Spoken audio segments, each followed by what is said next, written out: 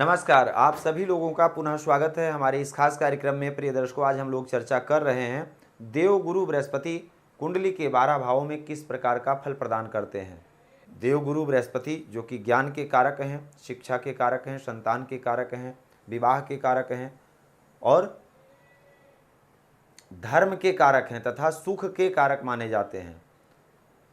गाड़ी, बंगला, मकान, नौकर चाकर, ऐशो आराम, भौतिक सुख जितने भी प्रकार के हैं वो दैत्य गुरु शुक्राचार्य जी प्रदान करते हैं, लेकिन आध्यात्मिक सुख देवगुरु बृहस्पति ही प्रदान करते हैं। देवगुरु बृहस्पति अगर अच्छे हों पत्रिका में तो ऐसे जातक के और कोई ग्रह क्या कर सकते हैं।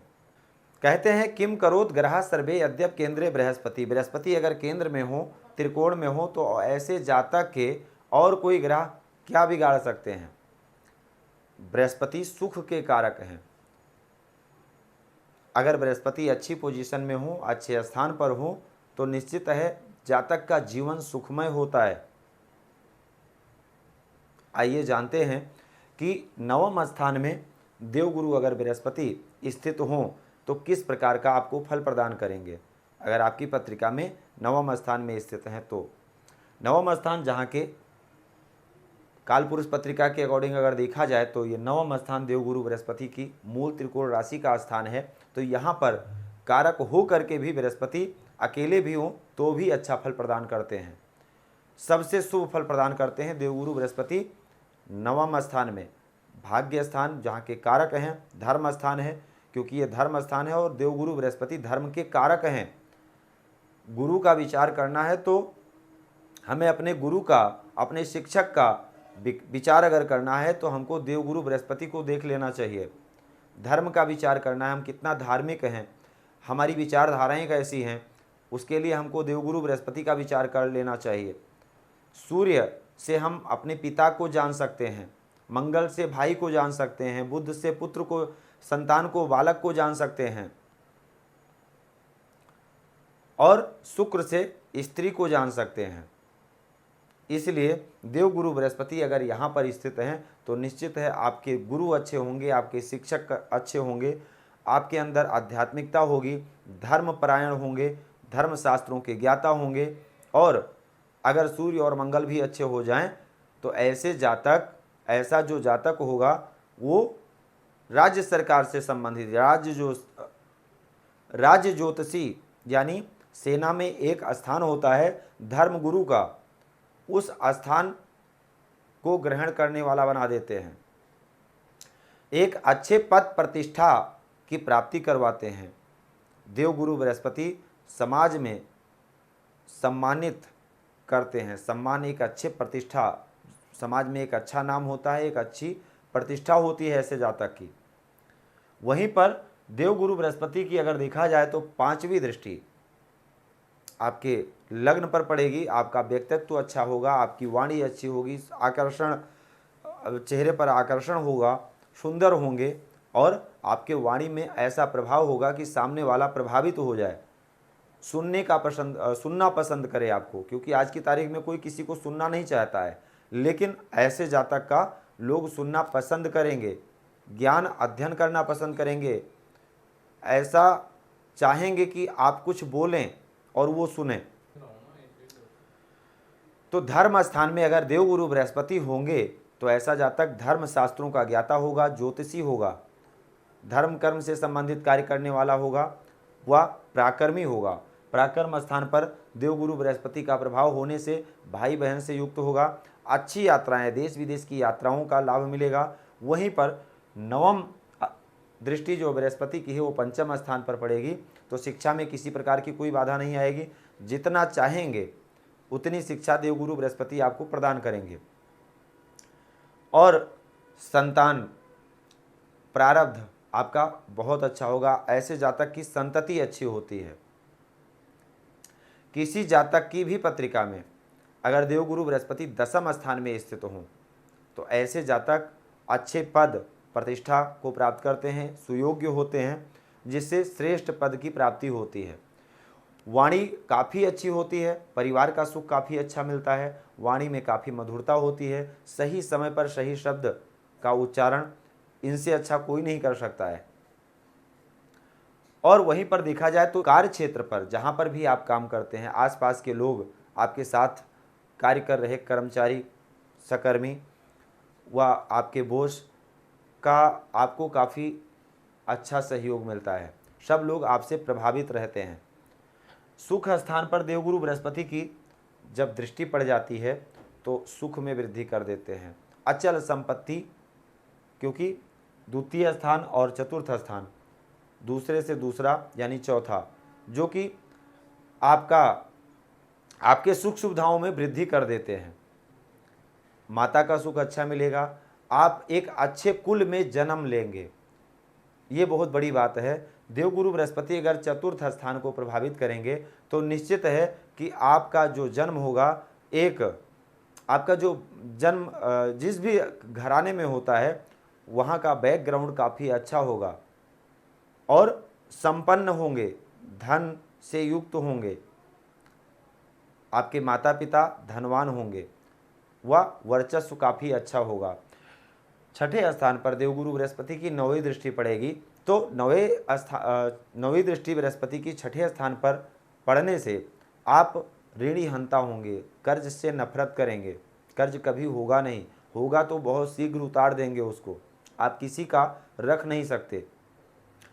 स्वास्थ्य की दृष्टि से भी आपका समय आपका जो है आपके लिए काफ़ी अच्छा रहेगा, कोई बड़ी बीमारी नहीं होने देंगे। देवगुरु बृहस्पति अगर अच्छे हैं तो कभी कोई बीमारी नहीं होने देंगे और ज़्यादा से ज़्यादा प्रयास करेंगे कि आप स्वस्थ रहें।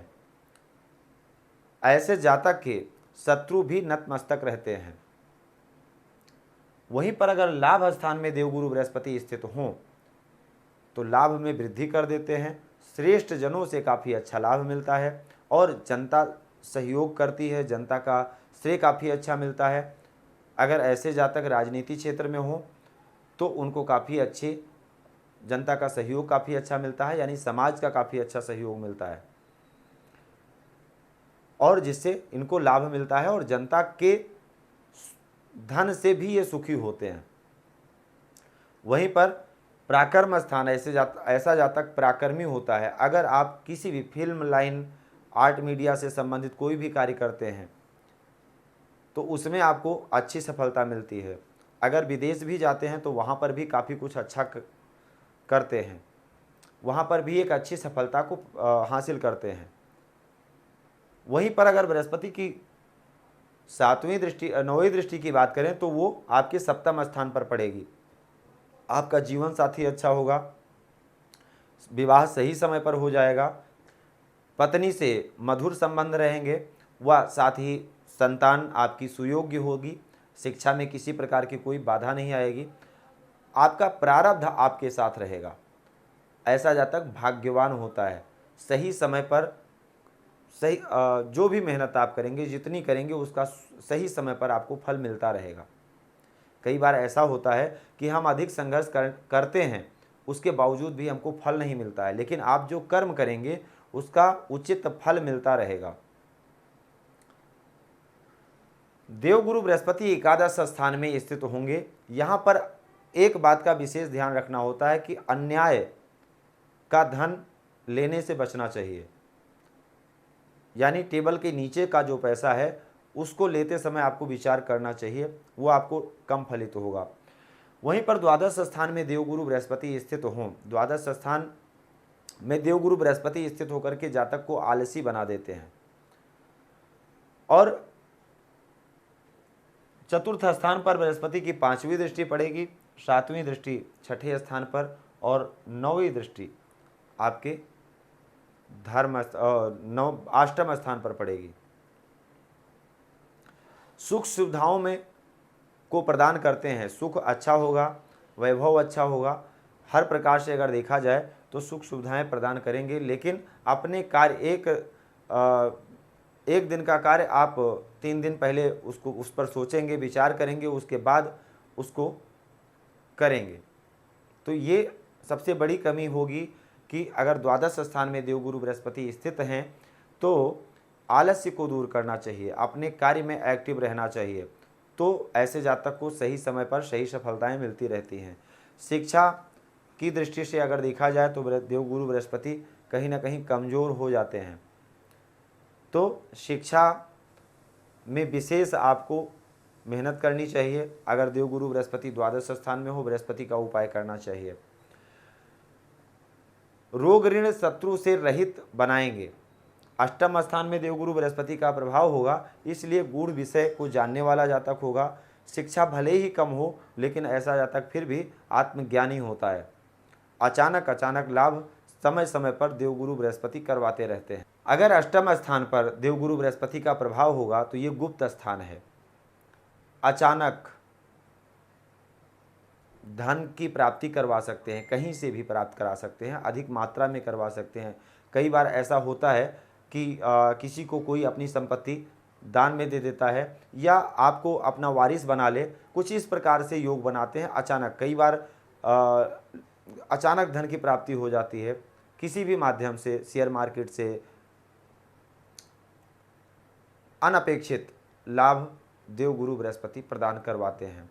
ऐसे जातक, अगर राहु का भी प्रभाव अष्टम स्थान पर हो तो ऐसे जातक तंत्र मंत्र में यानी ब्लैक विद्याओं में ऐसे जातक की रुचि अधिक होती है, सीखने का प्रयास करते हैं या इनकी संगति में रहना पसंद करते हैं। तो कुछ इस प्रकार से देवगुरु बृहस्पति का 12 भावों में फल होता है, जो कि आप अपनी कुंडली के माध्यम से, इस वीडियो के माध्यम से फिलहाल आपने जाना 9वें भाव से द्वादश स्थान तक देवगुरु बृहस्पति अगर स्थित हो तो किस प्रकार का फल प्रदान करते हैं। प्रिय दर्शकों, अगर आपका कोई भी प्रश्न है, आप अपनी कुंडली का संपूर्ण विश्लेषण करवाना चाहते हैं तो स्क्रीन पर दिए गए नंबर पर कॉल करके आप हमसे बात कर सकते हैं। समस्याएं कोई भी क्यों ना हो, लेकिन उसका समाधान निश्चित है आपकी पत्रिका में ही होता है, और उसका समाधान अगर आप उसका उपाय करेंगे, उसको समझेंगे, ग्रहों को समझेंगे, अपनी पत्रिका को समझेंगे, तो निश्चित है आप अपनी परेशानियों से बच सकते हैं। क्योंकि ये वेद की आँख है और जीवन को एक अच्छा जीवन बनाने के लिए हमारे नेत्र बहुत ही महत्वपूर्ण हैं जीवन को जीने के लिए। क्योंकि नेत्र से ही पता लगता है ममता, क्रोध, भाव, वात्सल्य, बहुत सारी चीज़ों को हम नेत्रों से ही जान सकते हैं, वह प्रकट कर सकते हैं। और ये ज्योतिष नेत्र है। शब्द शास्त्रम मुखम ज्योतिषम चक्षुषी श्रोत्र मुक्तम निरुक्तम च कल्पः करो या तो शिक्षा से वेदस्य सा नासिका पाद पद्मम द्वयम छंद आदोर्बुधे। 6 शास्त्र वेद के अंग हैं, जिसमें से एक शास्त्र है ज्योतिष, जिसको चक्षुषी विद्या कहते हैं, और ये आपके जीवन का मार्गदर्शन करने में आपकी मदद करेगा। इसलिए अगर आप मानते हैं तो एक बार अपनी पत्रिका का अवलोकन एक अच्छे ज्योतिषी से आपको जरूर करवाना चाहिए, सही रास्ता मिल जाएगा आपको। तो आज के लिए सिर्फ इतना ही। आप सभी लोगों का बहुत बहुत धन्यवाद। जय सिया राम। भूमि, भवन, वाहन, धन संपत्ति, शादी, व्यापार एवं संतान आदि से संबंधित समस्याओं से हैं परेशान और चाहते हैं उसका संपूर्ण निदान, तो ज्योतिर्विद अमरीश तिवारी जी से तुरंत संपर्क करें।